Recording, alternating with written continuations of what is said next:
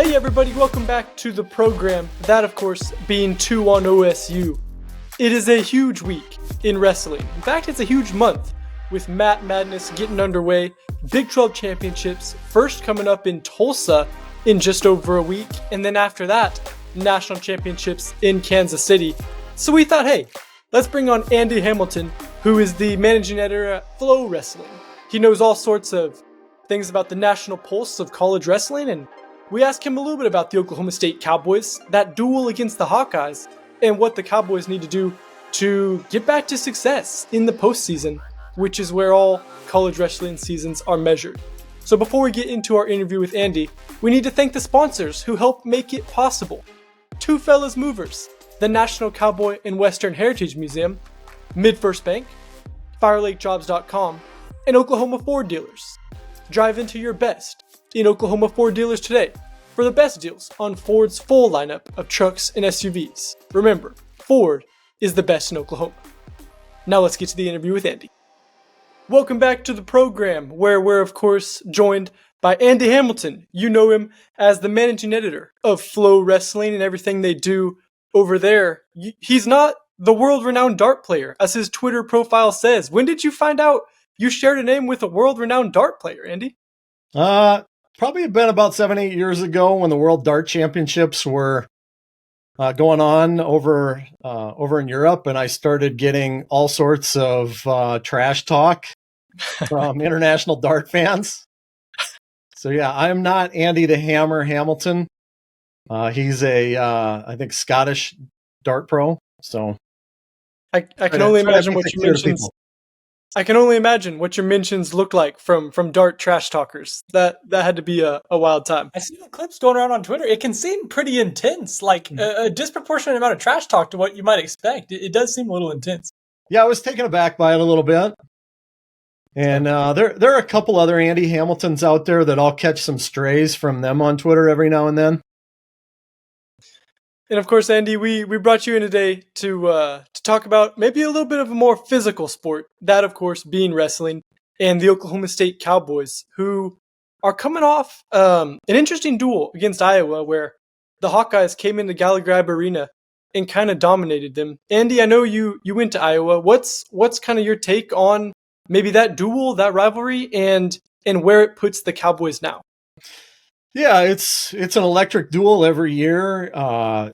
It's good to see it back in Gallagher, Iowa. It's been a few years since it's been there. I think the environment down there on Sunday was tremendous, as it typically is when Iowa rolls into town. And that was a fun dual meet from the standpoint, like when you go into it, there are a lot of matches there that look like they could be highly contested, and with that, the outcome's a little bit in doubt. And so as you watch things start playing out early on in the dual meet, and basically what we were even after 4 matches there, and then Iowa through the middle kind of took control of it and put it away. But as far as what it means on the whole, I'm really not sure, because this season, outside of Penn State, the teams like 2 through 15 in the rankings, it's been a wild ride for those teams. And so just looking at it from a snapshot standpoint, from Iowa's point of view, I mean, you look and the Hawkeyes beat Nebraska pretty convincingly. They turn around, they get thumped by Michigan. Michigan a week later goes to Nebraska and they get thumped. And so you look at some of these results, and A beats B, beats C, beats A, and it doesn't really quite make sense. But that's the world we're living in 2024 in college wrestling and dual meets. And Oklahoma State had kind of skated by up to that point where they weren't really involved in any of that mess. But certainly Iowa matched up really well with them, and the Hawkeyes had been battle tested in a lot of dual meets and wrestled really well on Sunday. And so I think, John Smith afterwards referred to it as we hadn't really been bruised up to this point. Now we've been bruised up a little bit. And so what's Oklahoma State's response to here? That'll be the question, and kind of the defining answer to how this season looks, really, because not a lot of people remember what happens in late February. It's what happens in early and mid-March is what will stick with people and how seasons are defined. Have you seen anyone, whether it's maybe Iowa after the dominant win in GIA, or could the Cowboys still?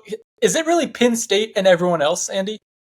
Sure looks like it. And injuries can play a role too, and you certainly don't want to see anything happen to anybody out there. But the Carter Starachi injury and what his status, that remains up in the air.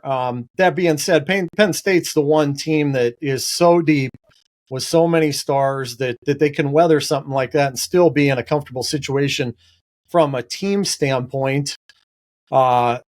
Everybody else, you look at our rankings and the team tournament rankings right now, and we have Iowa at 67.5 points, and you go down to South Dakota State at 34.5, and they're 13th, and 34 points, 34 points, not a lot, not a huge difference in a NCAA tournament setting.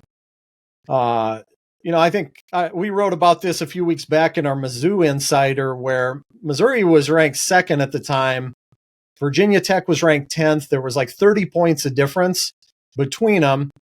But all that was flipping around two guys that were ranked like 2 and 6 and 5 and 7 or something along those lines. And so I think what you'll see in Kansas City this year is there will be a lot of teams in contention going in thinking that they have a chance to win one of those 3 team trophies.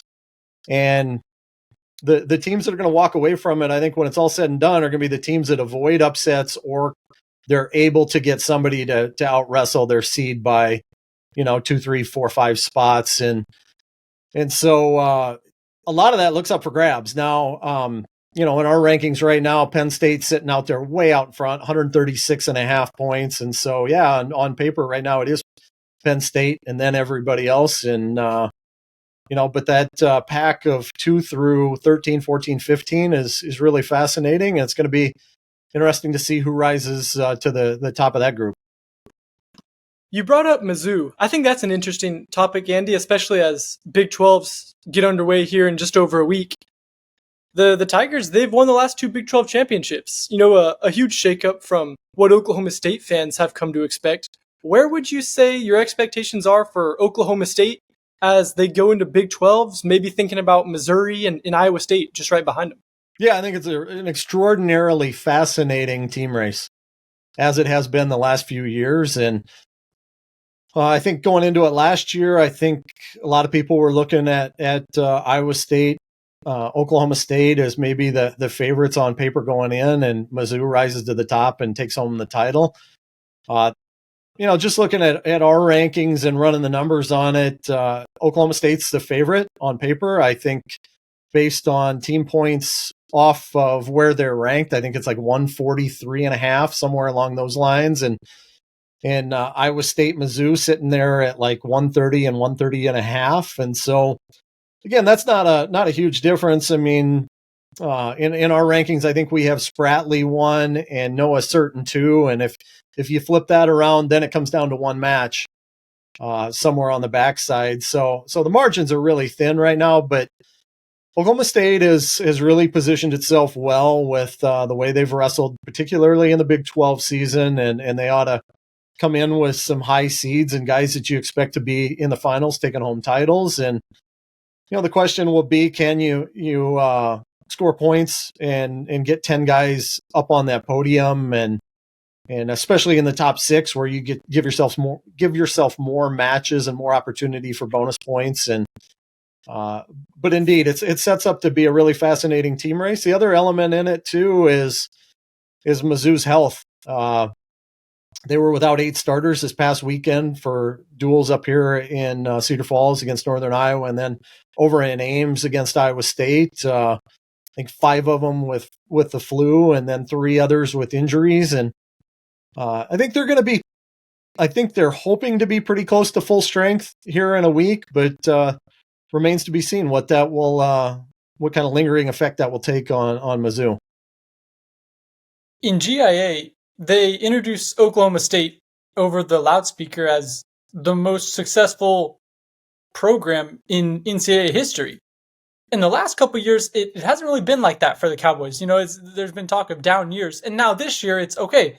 John Smith has kind of refound his form, got the Cowboys up toward the top of the rankings. I'm curious, Andy, if I could take you big picture, what is Oklahoma State's reputation in terms of the national hierarchy of wrestling programs? Where are the Cowboys at, big picture, nationally?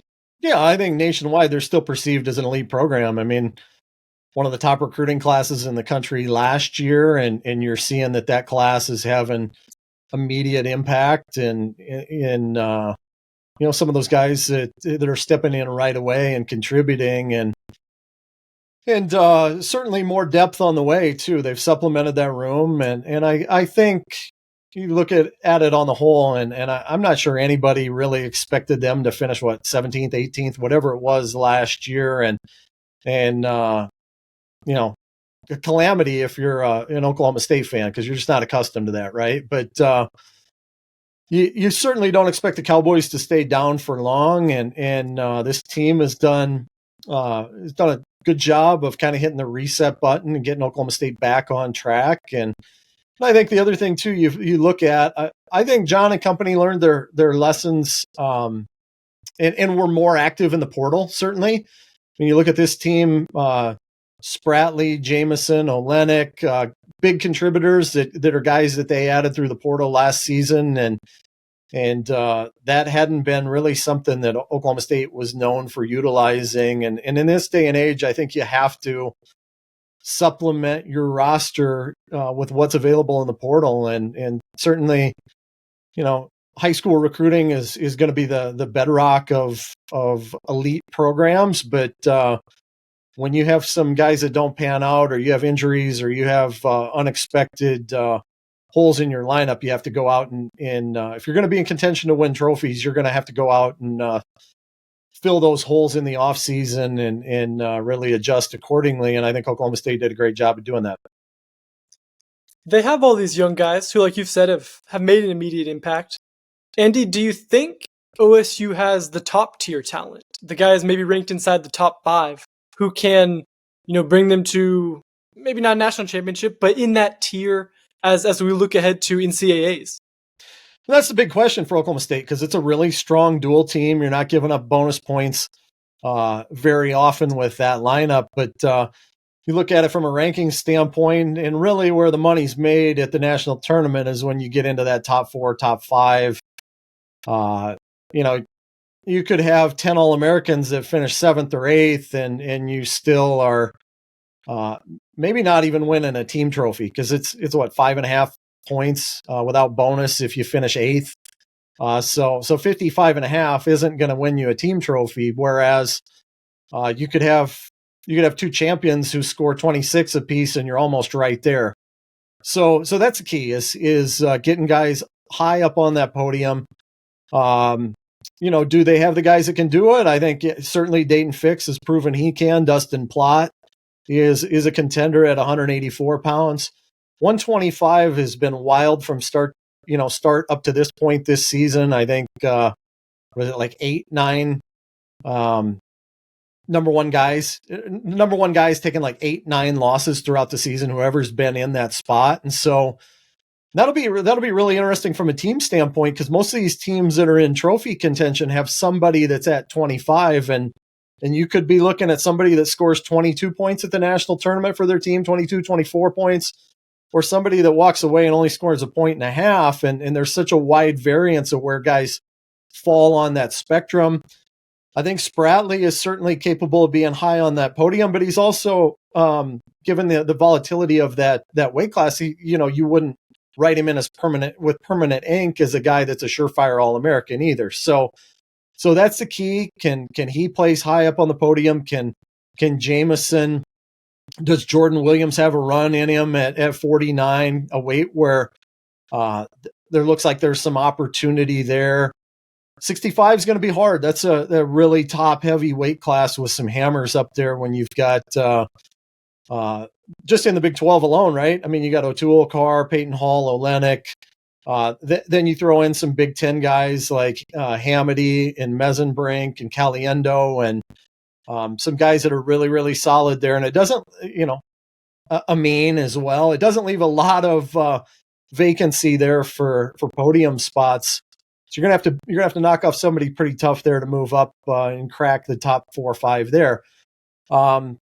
I think there's opportunity for Braden Thompson. It's been a little bit of a wild ride for him this season, where he's had some good wins, like the win against Mako, and then Sunday I don't think we saw his best. Certainly against Patrick Kennedy, he was kind of all over his legs in that match. But if Braden can lock it in, I think that there's some upside for him as well. And then 97's a little bit wide open after the first couple 3 guys there as well. So there's some opportunity for Oklahoma State to really squeeze some juice out of the orange yet, based off, what do we have them in the team rankings right now? Team tournament rankings 4th, but I still see a lot of upside over where they're ranked. There's one path I want to ask you about, and that's at 133 for Daton Fix. I mean, you should have been there in Gallagher, but to hear the ovation he got for, ending his collegiate wrestling career undefeated at home. Of course, it's been in these national tournaments where he's gotten so close and hasn't been able to do it quite yet.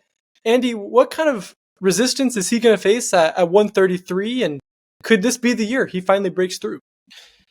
I think that certainly, like, when you look at Dayton's resume as a whole, I mean, what are we talking about? Like 6 career losses, something like that. I mean, that puts him in a category of all-time greats, and you're spreading that over 5 years. And a guy that's got a world silver while in college and a junior world title, and the one missing piece is that NCAA title, and he's been right there a couple 3 times, and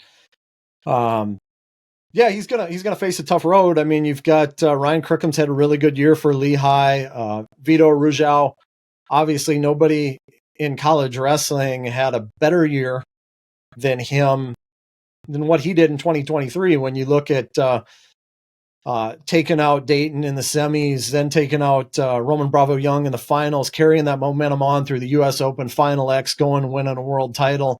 I don't think we've seen the best of Vito this year. I think there's some ailments that he's been dealing with. Is he able to lock it in and be at his best for March? That remains to be seen. Those guys have, I think kind of separated themselves. There's a tier there. And then you're looking at some others like Ragusan, Arini, and Nasir Bailey, and Nagao, Evan Frost, Shaver, Bazakis, that type of crew from like 4 through 10. But, Daton is exceptionally hard to score on. He's good on the mat. The question for him is, can he go out and score points? Can he get takedowns? Because that's what's going to take to beat guys like Vito Rujao in the national tournament, because he's going to be electric on his feet, and you're going to have to go out and score points to beat him. So I think you look at Oklahoma State and how their march will be defined. I think probably if you can find a way to have Daton end his career on top of that podium, that would go a long way towards having Oklahoma State feel real good about the way this season has gone. On the Flow Wrestling rankings, which I recommend all fans check out because they're a tremendous resource, he's ranked number 3, Fix, at 133 nationally. Andy, in your mind, like you said, you've laid out his incredible career. How big of a hole would it be if he doesn't finish with the national title? I guess I think a lot of fans maybe put too much stock in what's missing and not what has been collected on Dayton's shelf. But what would it mean for Fix's legacy as, like you said, one of the all-time greats to get that national title versus to have that hole if he can't earn it?